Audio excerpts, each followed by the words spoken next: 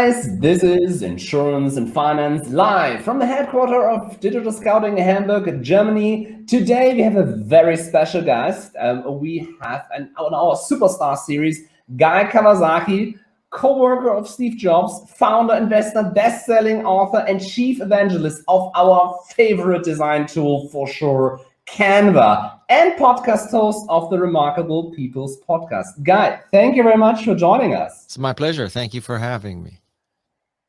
We ask everybody in our show outside of the industry the following. Yes. So how do you buy insurance policies, and what kind of role does insurance play in your life? And don't worry, we can take a lot.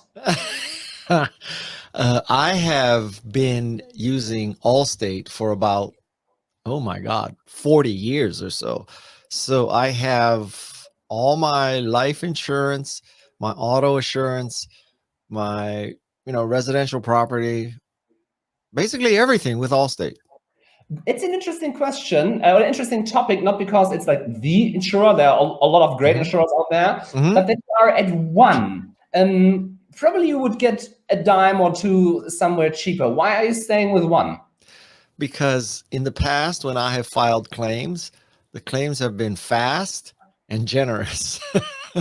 I think right now, somewhere in Allstate headquarters, people are putting the champagne bottles up. But I think it's interesting to know, because in the insurance industry, we have the discussion about, will the agent die? Will the big brands die? Yeah. And we have different customer types. And I'm the same. I'm super digital with everything, but I have Wolfgang. Wolfgang has all my policies, and I just go to him. Give me your best offer. So so Wolfgang of Allianz is my Allstate. All right. I know you have maybe been asked this question already 27,000 times, but I could not resist from asking you it too. But we will get then to the even more exciting stuff. So you have worked for Apple. It's no secret. And Steve Jobs. What was like the biggest things you take away from these times, actually? Well, there were a lot to learn from Steve Jobs. A couple things that I learned that were the most important is, first, that customers can't necessarily tell you how to create an innovation or a revolution. They can tell you that they want better, faster, cheaper, whatever they're already getting, but they can't tell you how to create a Macintosh. So they would tell you better, faster, cheaper Apple II, but not describe a Macintosh, because it just wasn't in their wheelhouse to describe something they'd never even considered or seen. So that's number one. Number two, I think I learned that A players hire A players and B players hire C players, and ideally A players would hire A plus players, people not just equal to them but better than them. Yeah. So I learned that from Steve Jobs. And I also learned that elegance and minimalist design counts. Maybe not for everybody, but enough people care that design counts. Yeah, thank you very much for that. And by the way, you guys out there, when you're watching, don't hesitate, don't be shy, ask questions, even if you're using not an Apple. So don't worry, get your questions out there, don't be shy. There's a saying in Silicon Valley or in the US about you, and that says, that guy has the golden touch. Yeah. What does it mean? And do you have a tip for our audience? Yeah, it doesn't mean what you might think it means. So it doesn't mean that whatever I touch turns to gold. Not at all, actually. What it means is that whatever is gold, Guy touches.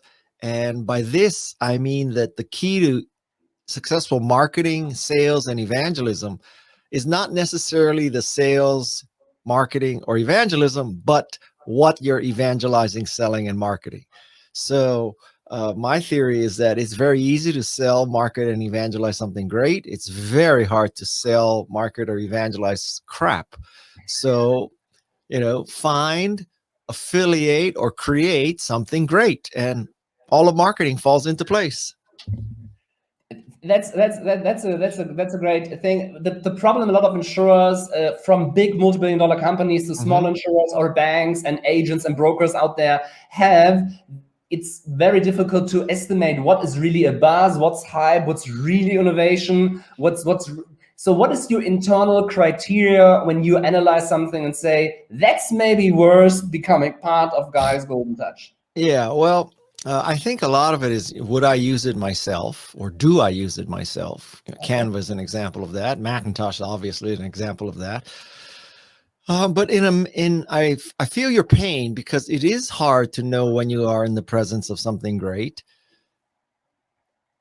But I'd say it's a little bit like pornography, which is, it's very difficult to define pornography. So, is a woman breastfeeding pornography, or is that a beautiful, maternal thing? And so, but it exposes the same breast.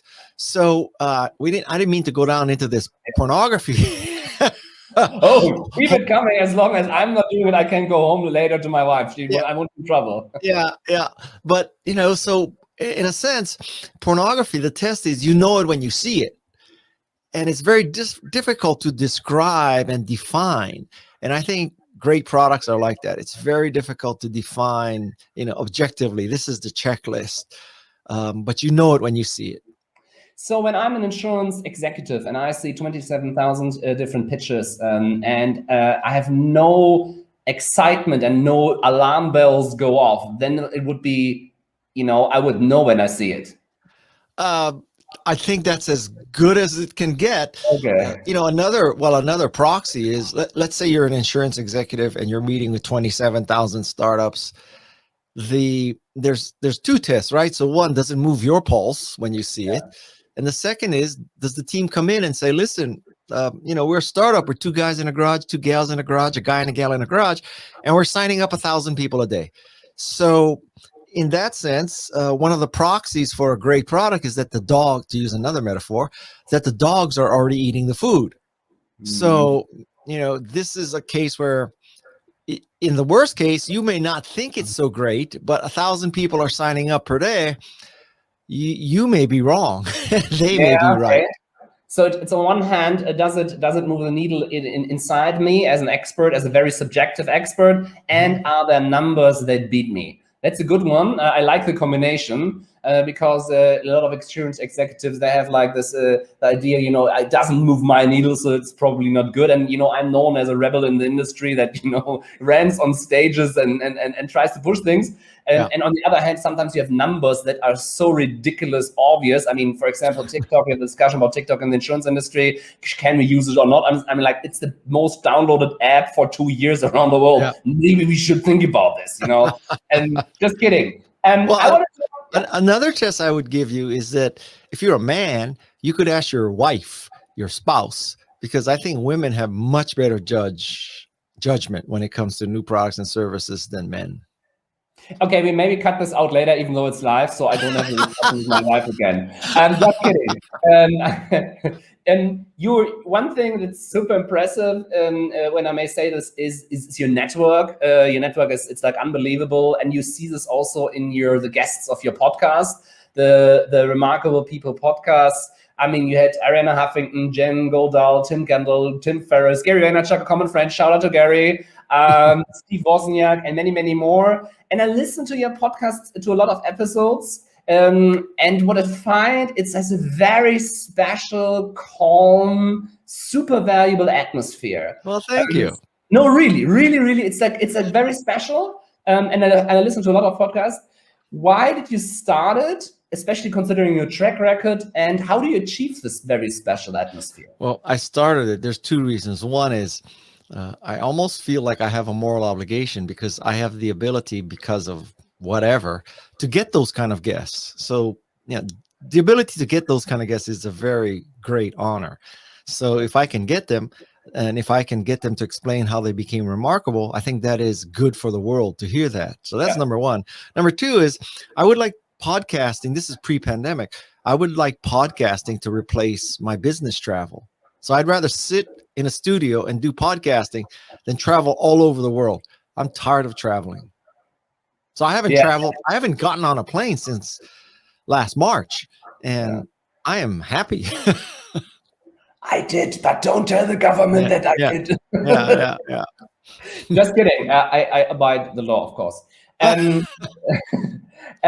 But again, I'm a really big fan of the podcast about this very special atmosphere, and it's a very interesting mix of different industries. So it's not only like one stream, but it's like AI, virologists, tech people. So it's super interesting mix. You're very sorry. I'm curious. So you contrast my podcast with other podcasts. So let's say there was another podcast with sort of equal level guests. What do you say is different about their podcast from my podcast? I have the impression, if I may say this, that you get the people to tell you things they would tell you at a glass of wine at an evening after, if you know them for some time, and they feel very, very comfortable. And it's like and they are valuable stories, valuable concrete things they say, and that's, in my view, makes your podcast so special. And that's a very calm atmosphere, and you ask, that's what I take away from this. And they share things they probably would have not shared, and they're never in a rush. They're never in a rush, even though they're all people that are super busy. That's good to know. I like to hear what people perceive about my podcast. And one thing about it is, and it's quite purposeful, I think that the model for my podcast is it's 95% the guest and 5% me talking. And that's quite on purpose, because this podcast is about them. It's not about me. Yeah, totally. But again, still, I also listened to podcast you gave. So because I noticed that they talk that you give your guests a lot of space.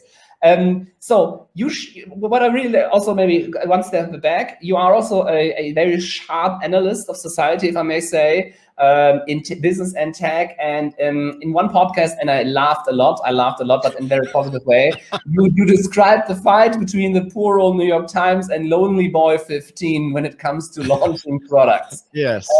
What did you mean with that? Yes. And especially, what can the insurance and finance industry and sales take from this? So my take on this is that it used to be a top-down world where people would listen to the New York Times or the Wall Street Journal, Der Spiegel, whatever it is, right? So they would think, the experts, the journalists are telling me what to buy, what to use, what to eat, what to read, what to ever. And I think that world is now upside down. That now what the New York Times and the Wall Street Journal and journalists and analysts and so-called experts, what they do is they react to what Lonely Boy 15, the hypothetical, no name, no follower, 16-year-old kid is doing. And so, I don't think anyone predicted, any of these experts said, you got to get on Twitter. Twitter is going to be successful. I don't think any expert more recently said TikTok. TikTok is the future of social media and interaction, right? So what happened was lots of people got on Twitter. Many people got on TikTok. And so the Wall Street Journal, the New York Times, the experts had to cover TikTok and Twitter because those products were being adopted. So they didn't cause the adoption. They reported on the adoption. And if you believe in this theory, then the key to great PR and coverage and journalism is that you have a successful product, not that you suck up to the New York Times and the Wall Street Journal. Wow. All right.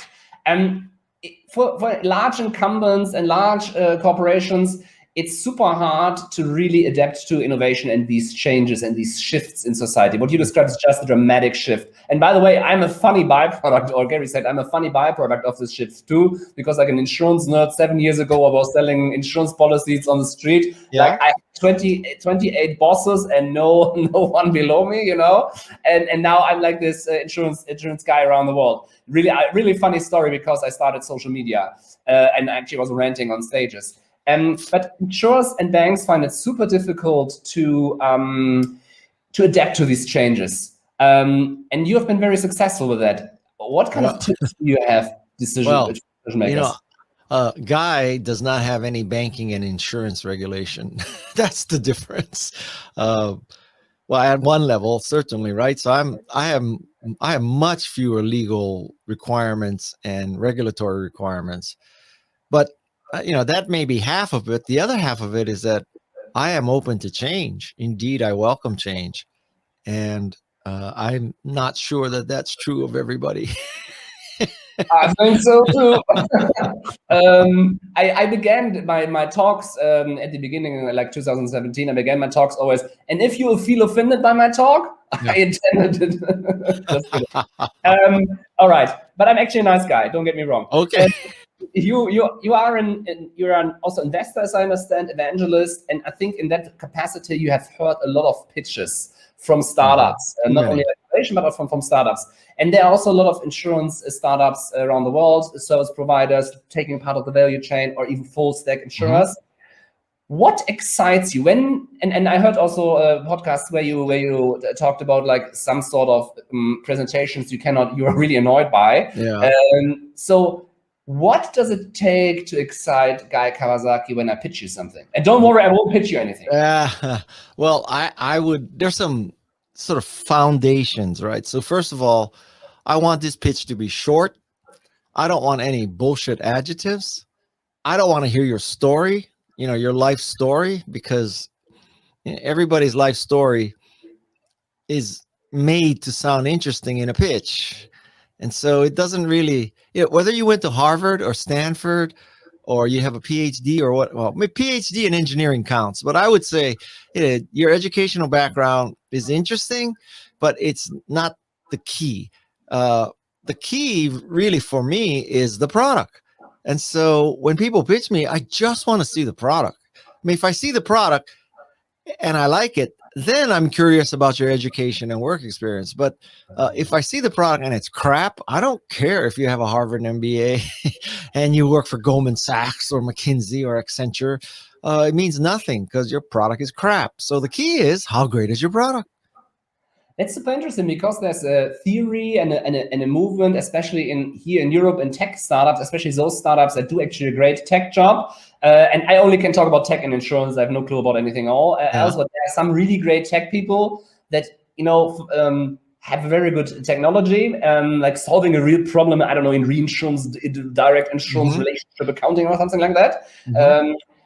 But they put that in the center, and they try then now to become how should I put it, to change their story a little bit, or to sound a little bit more like like a typical pitch. So what you would say, if you have a great product, just show your product that you're solving an industry problem, and everything will come then. Well, I think it's very important in a pitch that in the first 60 seconds, the audience understands what you do. Yeah. And that is not true in most pitches. Most pitches, people believe that, well, okay, so here's what happens. So many entrepreneurs, they read books, they go to conferences, and they listen to venture capitalists on panels. And every moderator of every venture capital panel asks the panel, what's your investment criteria?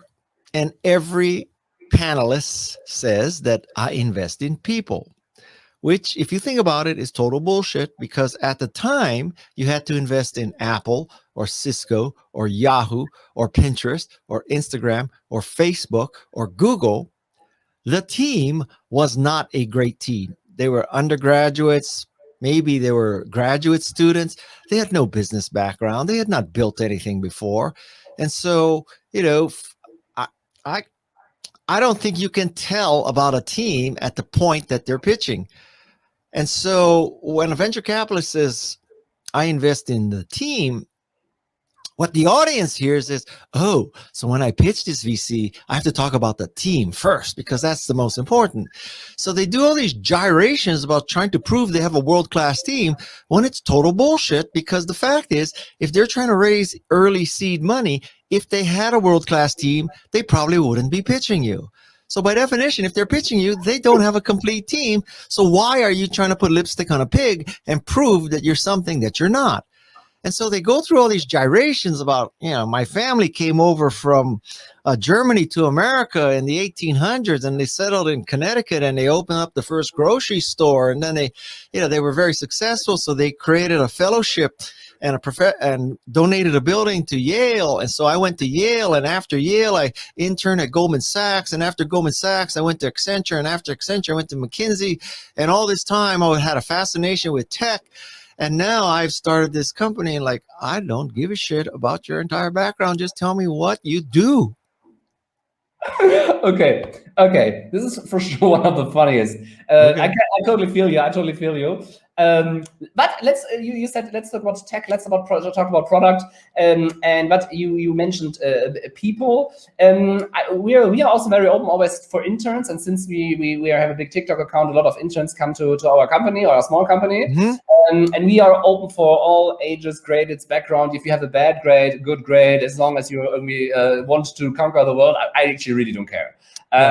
It's I also received a lot of chances I probably didn't deserve at the time. So you had some interesting interns, and you had several ones, but one was super interesting. He was quite successful, I would say, a little bit at least. Mark Benioff. Yes. So how did that happen? And I still in contact. Mark Benioff, I gave him his first job. He was a freshman at USC. And in the summer between his freshman and sophomore year, I gave him a job of writing assembly language programs in the Macintosh division, sample programs for Macintosh developers. By the way, I also gave Tim Kendall his first job. And Tim Kendall went on to become the person who figured out how Facebook could monetize its traffic. And then he became president of Pinterest. So it's good to be my intern. Yeah, I have a little application here. I'm just kidding. Okay, we don't have this sort of success stories here, but I think it shows, I don't know, karma. I don't know what it does. Super interesting ecosystem there. Looking back at your current experience, but also looking back at your whole career, we have a lot of also young people in the insurance industries, young salespeople, or working for Oslo and other great insurers. What would you recommend young people in the industry, which is not very tech focused yet? What do you recommend them? Well, recommend them to what end? I mean, I need to know. To be successful, to enjoy life, to build something great.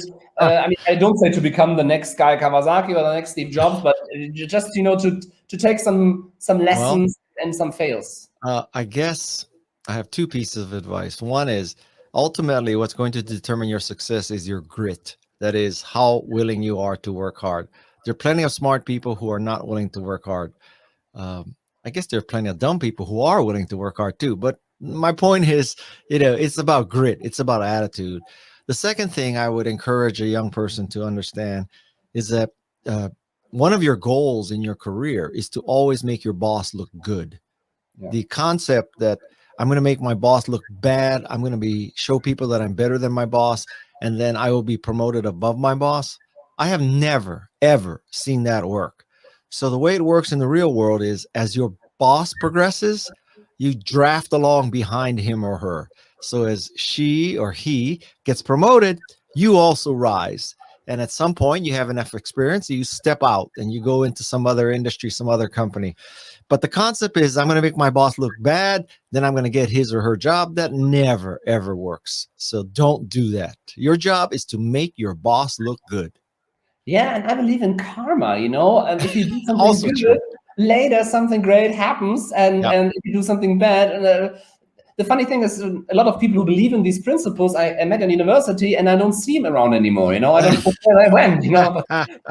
They're not at the meetings. All right, 3 quick questions. I know we have not a lot of time. 3 quick questions. No problem.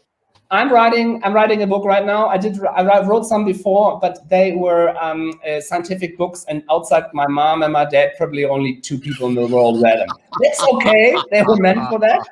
And you have written several global bestsellers. Any tips for me? I think that the reason why people should write a book is not because they want to position themselves as a thought leader, a visionary, a guru, to increase their visibility, increase their wealth, increase their consulting, or increase their speaking. The reason to write a book is you have something to say. So if you don't have anything to say, don't write a book. I think that you should think of a book as an end in itself. That writing the book, the finished book, is a piece of art that you should be proud of. as opposed to, well, I'm only writing a book so that I can get more speeches and consulting, because inevitably that kind of book is crap. So that would be my top line advice to anybody who says, I think I should write a book. Yeah, I put a lot of love in my PhD again, but I think I'm not sure how many people read it from end to end. But I mean, I'm only 38 years old. But thank you for that. I think that's true. That, and it needs, I think, to be very practical. That people not only get rah from it, but like, how can I do tomorrow? That's not number one. Number two is we this year we interviewed in this show Gary Vaynerchuk, Grant Cardone, and you. Who else do you think the insurance industry should be on this show? Even above the three people that you just mentioned, myself included, I think the most useful person you could have on this show is Bob Cialdini. So Bob Cialdini is the author of a book called Influence. He's the godfather of influence and persuasion. And, you know, he's the man. That's who I would have on. All right. Now, my last question I asked that everybody on our show is, you shared so much valuable insights to our audience, and you provided a lot of content. Is there anything the audience can do for you? Well, what I would like them to do, and it's going to be mutually beneficial, is to go subscribe to my podcast, because I would think that the people who are listening to this want to be remarkable. And so my podcast, I don't want to overpromise, but can help you become remarkable, not because it's full of guyisms and spouting off my wisdom, but you will be able to collect insights from people such as Jane Goodall, Margaret Atwood, Arianna Huffington, Martha Stewart, Christy Yamaguchi, Steve Wozniak, Steve Wolfram, Steven Pinker. You know, I could just go on and on. So I have 70 people who are truly remarkable. And it's, as I said, 95% of the time they're talking, not me. So I like to tell people that, you know, I think I have as good a guest list as anybody in podcasting.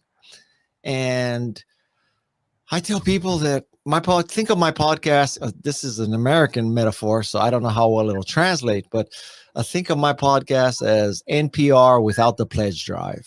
That's what it is. Yes, and it has a very special atmosphere. So I urge everybody to check it out. Guy Kawasaki's Remarkable People podcast with some remarkable guests on it. And you for sure have been a remark. Yeah. You know, for people who are in sales, for sure, they should listen to the Bob Cialdini episode of Remarkable People, because he talks about how to influence and persuade people. There is also another episode by Angela Duckworth. She's the MacArthur Award winner. She is an expert in grit, you know, perseverance. So that's a second, I would say, highly recommended episode. A third would be David Ocker. David Ocker, just as Bob Cialdini is the father of influence, David Ocker is the father of branding. So Ocker, Cialdini, Duckworth, that I have you covered. That's only 3 of the 70 episodes, but once you listen to those 3, you'll want to listen to the other 67. There's no doubt in my mind.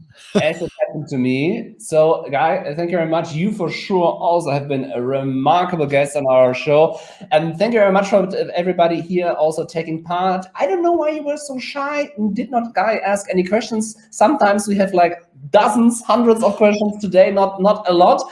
We once had but you are in a very good company. We had the chief of the German regulatory authority once, and we had like thousands of people watching, and nobody dared to ask a question. I don't know why. Maybe they didn't want to have a visit from you. All right, Guy. Are most of your listeners in Germany? No, 50% Europe, 25% US, 25% rest of the world. And I would say from the 50% Europe, again, 50% German. So 25% is in German speaking, like with Switzerland and Austria. Well, last week I bought a Mercedes mattress just to help the German economy. Thank you. We need it. Guy, it has been a pleasure. Thank you very much. Pleasure's been all mine.